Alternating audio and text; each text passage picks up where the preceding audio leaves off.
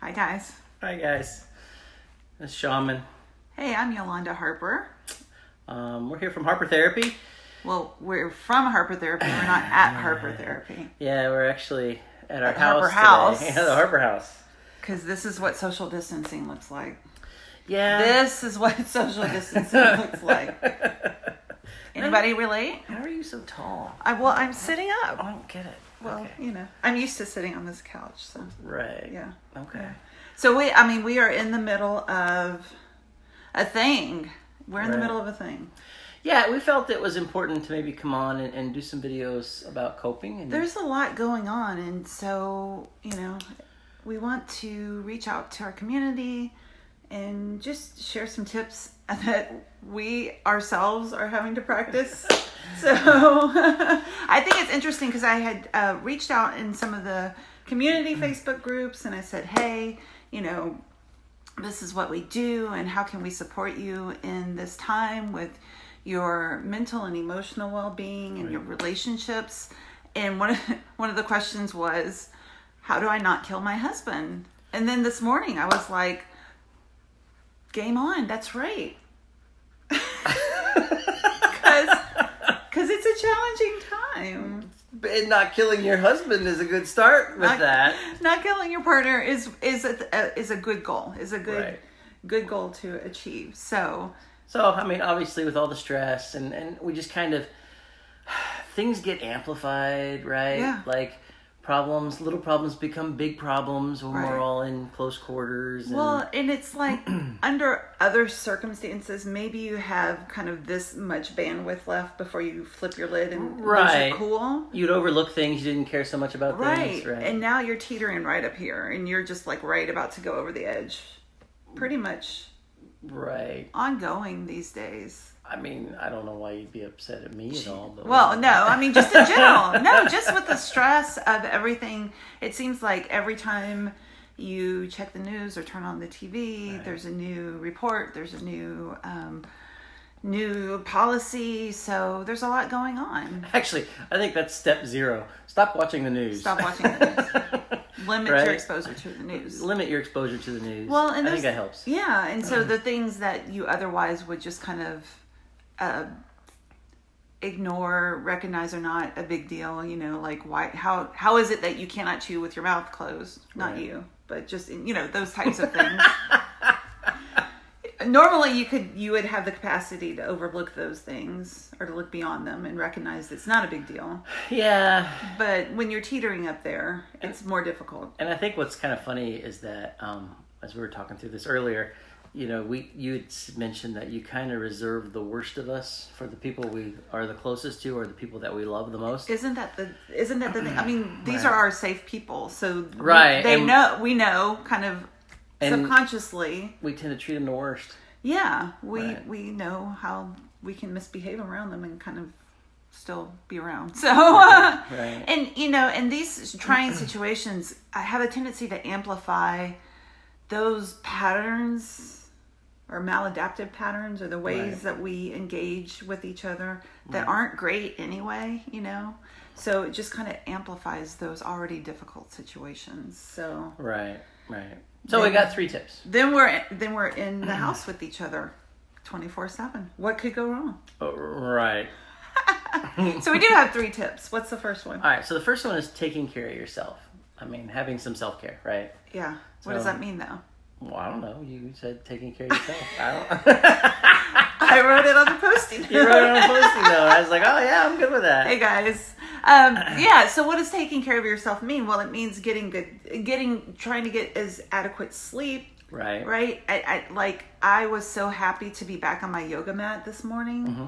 I haven't done yoga in the past week because our yoga studio is closed. So we live streamed today, they live streamed today, and I did that. We've both been meditating, and that is helpful. Try to occupy the mind a little bit, engage yourself a little bit. It's doing the things to calm the nervous system so that we can be the best versions of ourselves possible. So that you don't kill your husband. That's a great goal. It's a great goal. Those were not my words, but they have been at some point. Right. Because, we face the same challenges in our relationship that any other couple faces. It's Right, just that sure, we all do. we Any try to use these tips that we talk about, sometimes more successfully than I was about to others. say the same thing. Sometimes better than others. So taking care of yourself. So taking care of yourself. What's the second one we got? Well, the second one is to remember the good parts about your partner. Right. I mean, our brains have a negative bias. So when we kind of scan the environment for things that are negative, we're going to find them. And then the more we scan the environment for things that are negative, the more we find the negative things. Right. And that certainly is the case. Thanks, Tiffany. We have fun at least, and you got to these days. So the more you scan the environment for negative things, the more of those negative things that you're going to find. So I think it's an intentional practice, and this goes a long way across the board.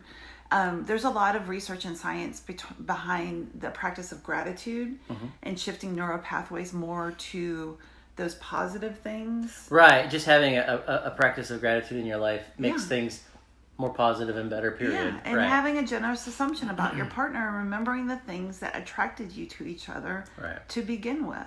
And that's not to dismiss anything that is negative in the relationship. It's like, let's not make everything negative. So chewing with your mouth open probably isn't on that list. Well, but it just depends on the moment. Right. What about the third thing? The third thing is to be mindful and shift a complaint to a request. And that this kind of dovetails with tip number 2. Right.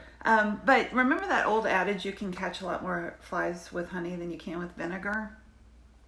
So, it's the difference between, oh my God, why is it that you cannot ever chew your food with your mouth closed? You're driving me crazy. You're beating this one to Right. death. Well, I mean, it's an example. Right. It's an example. So if you could shift that to a request of, hey, I would really appreciate it. But that has like tone and inflection. Sure, and, absolutely. because you could look at someone and say, mindful. hey, I'd really appreciate it if, or you can look at someone and say, I would really appreciate it if, But that's the difference between the complaint and the request. Right. Yeah. Right. Yeah.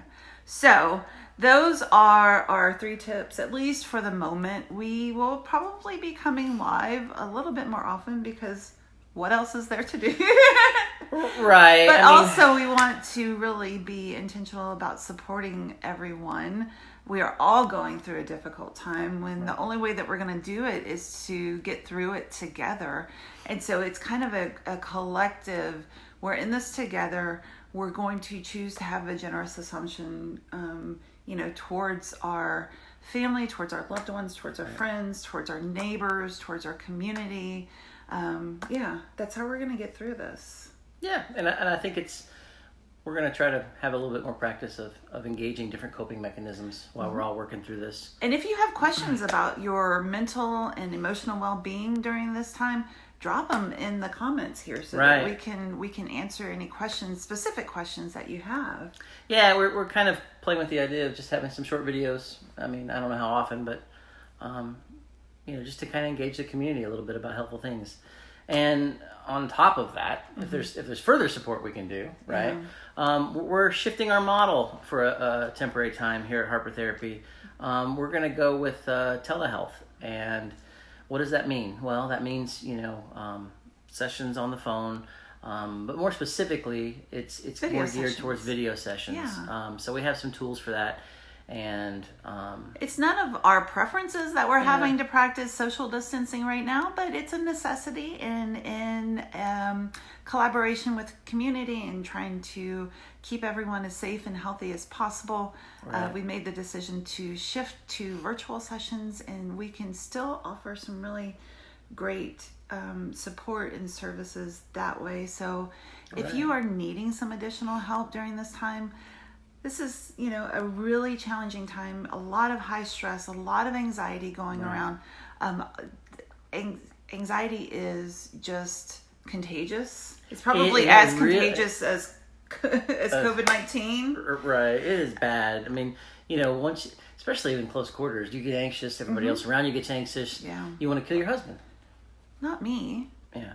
but just in general, Right. we can get frustrated with our relationships. So if you could use additional support, whether that be individually or in your relationship, give our office a call, 813-434-3639. We can talk to you about video sessions and Right. if that would be a good fit for you.